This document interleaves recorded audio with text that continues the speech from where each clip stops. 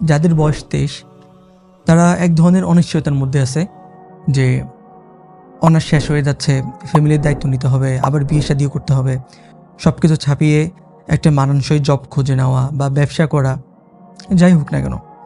দেখুন, এর আগেও আমরা একটা স্টেজ শেষ করে এসেছি এই ধরনের অনিশ্চয়তার।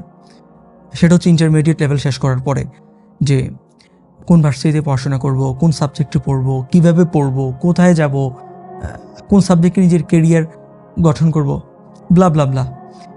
তো যাই হোক না কেন, যাদের বয়স 23 এবং 23-এর কাছাকাছি, তাদের জন্য আজকে এমন 8টি টিপস শেয়ার করব যে টিপসগুলো তাদের এই অনিশ্চয়তা দূর করতে অনেক বেশি হেল্পফুল হবে ইনশাআল্লাহ। Let's go.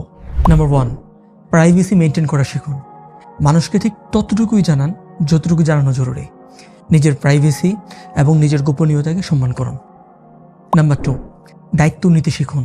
প্রবলেম সলভার হন। আপনার সমস্যা অন্য কেউ এসে সমাধান করে দিবে না, নিজের জীবনের দায়িত্ব নিন। নাম্বার 3, একবারে আরামপ্রিয় হওয়া যাবে না, কমফোর্ট জোনে বন্দী হওয়া যাবে না। আরাম আয়েশ, অলসতা, এডিকশন এগুলো সব ডিপ্রেশনের দুনিয়ার সস্তা টিকিট। নাম্বার 4, প্রতিযোগী নয় সহযোগী হন। আপনার চেয়েও বুদ্ধিমান কাউকে পেলে তার সাথে প্রতিযোগিতা করবেন না, বরং তার সহযোগী হয়ে কাজ করুন। নাম্বার 5, প্রফেশনালদের সাথে পরামর্শ করুন। আপনি জীবনে যে পথে চলতে চান সেই পথের পথিকদের থেকে পরামর্শ নিন। নাম্বার 6, মাদক স্পর্শ করবেন না, ড্রাগস থেকে শতহাত দূরে থাকুন। আপনার জীবনে গাঁজা এবং সিগারেটের মূল্য শূন্য, বরং এগুলো দিন শেষে আপনার ফোকাসকে কমিয়ে আপনাকে ব্যর্থ বানাবে।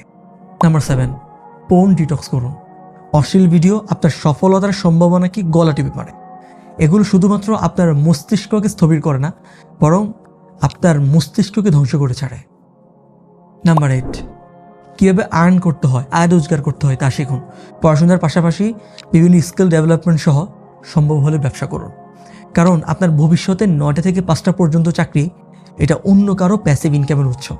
সুতরাং হালালভাবে কিভাবে আর্ন করা যায়, আয় রোজগার করা যায়, তার বিভিন্ন পন্থা, বিভিন্ন কৌশল খোঁজখবর নেওয়া শুরু করে দিন। ডিয়ার অডিয়েন্স, আপনাদের যাদের বয়স 23, এই 23-এর বয়সটা হতাশার বয়স নয়, এই 23-এর বয়সটা নিজেকে শেষ করে ফেলার বয়স নয়, বরং এই বয়সটা প্রচণ্ড পরিশ্রম করে দোয়াকে সাথে নিয়ে নিজের লক্ষ্য পানে এগিয়ে চলা, নিজের লক্ষ্য পানে ছুটে চলার বয়স, নিজের লক্ষ্যকে স্পর্শ করার বয়স।